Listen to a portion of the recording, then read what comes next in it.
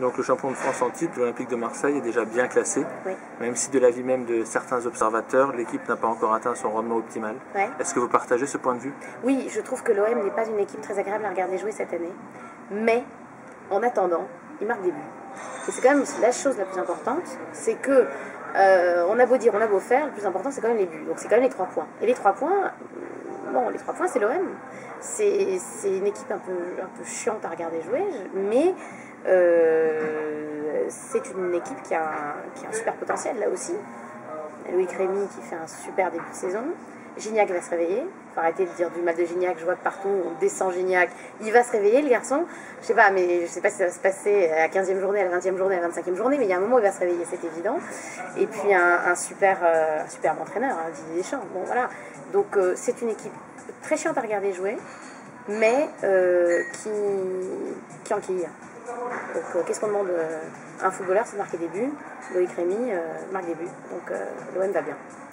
Est-ce que cela signifie que lorsque les hommes de Didier Deschamps seront en vitesse de croisière, l'OM sera totalement inarrêtable et s'envolera vers un second titre consécutif? Oui, je pense.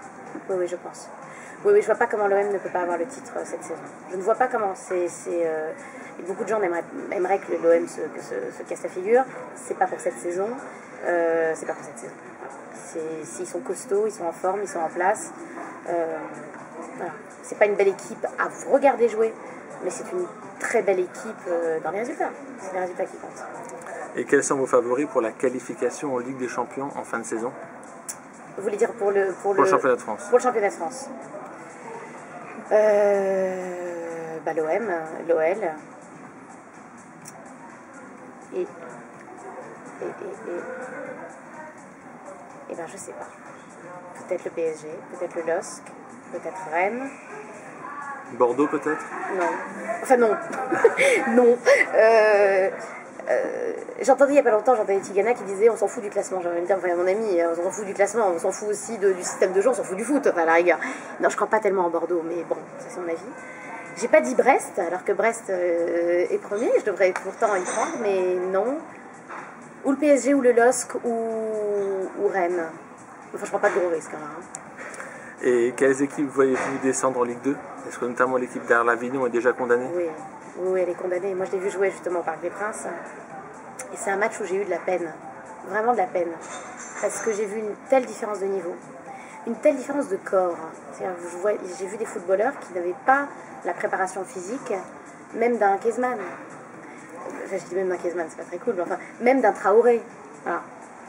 J'ai vu des joueurs qui n'avaient pas la préparation physique, qui n'avaient pas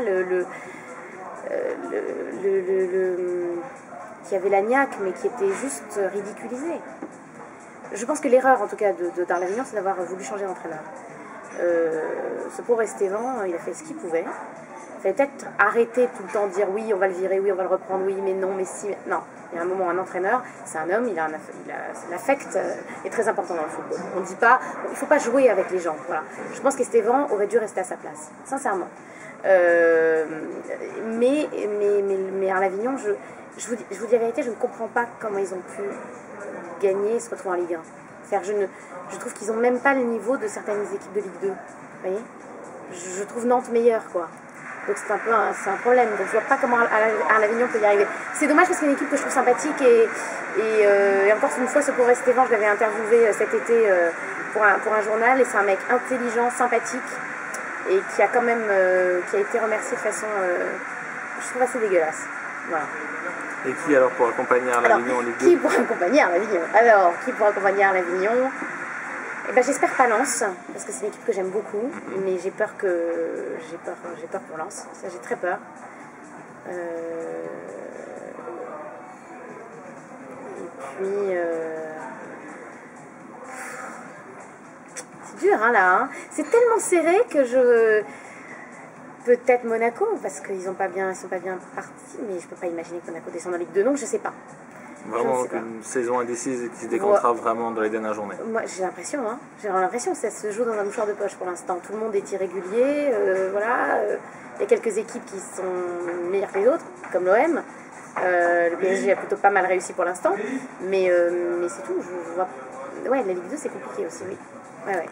En ce qui concerne l'équipe de France, oui. les Les hommes de Laurent Blanc restent sur une très bonne dynamique et sont en tête de leur groupe de qualification pour l'Euro 2012. Est-ce qu'on peut d'ores et déjà parler d'une nouvelle équipe de France, bien différente de celle que l'on a pu voir à la dernière Coupe du Monde en Afrique du Sud? Oui, moi j'ai trouvé qu'en Afrique du Sud, on en a beaucoup voulu à Domenech. Parce que c'est vrai qu'il ne nous a pas donné une image très sympathique de son équipe, l'ami Raymond, et on a vu des crises de nerfs, des énervements, des gros mots, on se disait que ça va s'arrêter quand, quoi. Moi, voilà. Je me disais, c'est pas possible, toutes les heures on recevait des dépêches, on se disait, non mais c'est pas possible, il y a un moment, c'est un sketch, quoi. Bon. Oui, on reparle football, on parlait plus football. Quand on demandait à Raymond Domenech de nous expliquer son 4-2-3-1, on avait l'impression de toucher une vierge effarouchée. C'était vraiment un truc hallucinant. Non, oh là là, on va pas parler de 4-2-3-1, c'est quand même une question quand même très indiscrète. Mais, et pourtant, je l'aime bien, Raymond Domenech. C'est pas un mec que je déteste du tout, et je pense qu'on l'a vraiment très maltraité aussi. Je veux dire, le mec, je veux dire, il faut aussi se calmer. Ok, il nous a ridiculisés, mais ça ne méritait pas tout ça quand même. Bon. Laurent Blanc, on reparle football, avec des joueurs... moi j'aime bien l'association Mexès-Sorami. J'aime bien, je suis contente de voir Nasri s'exprimer. Je suis contente de voir Gourcuff, qui enfin a tonton Gassé, papa blanc et grand frère Abou Diarra, hein, c'est un peu ça. Je suis contente de le voir enfin s'exprimer, ce garçon. Je pense que Benzema va finir par nous montrer le meilleur. Je pense qu'on fait peur au reste de l'Europe actuellement. Alors, vous allez me dire, non mais attendez, parce qu'on a vraiment une équipe en reconstruction. On est vraiment l'équipe en reconstruction. Il n'y a plus les mêmes joueurs, il n'y a plus le même entraîneur. C'est plus le même sélectionneur, c'est plus la même, c'est complètement autre chose. Donc on n'est pas l'Espagne, mais on a vu, on n'est pas la Bosnie. On est entre les deux. Et on fait notre petit bonhomme de chemin, et je pense qu'avec un peu d'humilité, avec la Marseillaise, avec la jeunesse, avec l'envie, la France peut aller très haut. Est-ce que vous pensez que Laurent Blanc a déjà trouvé son groupe, ou bien doit-on s'attendre à revoir certains anciens, comme par exemple des Toulalan, des Ribéry, Abidal ou bien encore Evra? Je pense qu'il va faire... si Ribéry se réveille, il fera appel à Ribéry. Je crois que Laurent Blanc est très pragmatique. C'est très simple. Voilà, je pense que c'est aussi simple que ça. Je pense qu'il n'a pas du tout peur Il saura les gérer, hein. C'est pas Domenech, hein. Il saura dire non quand il faut dire non, il saura dire oui quand il faut dire oui. Et que... pragmatisme, voilà. Si Abidal mérite d'être en équipe de France, il sera en équipe de France. Si Evra mérite d'être en équipe de France, il sera en équipe de France. Non, je pense que le grand regret, mon regret, le regret à mon avis de Laurent Blanc aussi, c'est Anelka. Parce que si on avait eu Anelka, Malouda dans les postes de Chelsea, vous imaginez cette équipe de France de fou qu'on aurait? Ça, à mon avis, c'est le regret. Bon, faut pas penser au passé, mais c'est pas Benzema, encore une fois, qui les buts le week-end. Hein. C'est Anelka qui nous donne quand même du plaisir. Alors après, on l'aime pas, mais bon, moi j'aime les résultats, donc voilà. La qualification pour l'Euro 2012 sera-t-elle facile selon vous, ou bien se fera-t-elle davantage dans la difficulté? Non, elle ne se fera pas dans la difficulté. Non. On a un groupe assez facile. On se moque toujours des Italiens en disant ouais, les Italiens ont de la chance. Non, mais je veux dire, on a une chance extraordinaire. Je veux dire, en Coupe du Monde, on a eu un groupe ultra facile. On n'a pas su en profiter. Parce que franchement, le Mexique, l'Afrique du Sud et l'Uruguay. Bon, ok, il y a Diego Forlán, d'accord. Bon, ok, mais enfin, bon, c'était quand même pas extraordinaire. Là, on se retrouve aussi avec des équipes, je ne veux pas être méprisante, mais enfin bon, qui sont quand même pas extraordinaires. Bon, après, ça va être plus compliqué, mais moi je pense que l'équipe de France peut aller très haut, voilà. Et on gagne l'Euro 2016 en France, à Paris, au Stade de France. Voilà. Marie Dello, merci beaucoup de nous avoir accordé ce nouveau entretien. Merci beaucoup.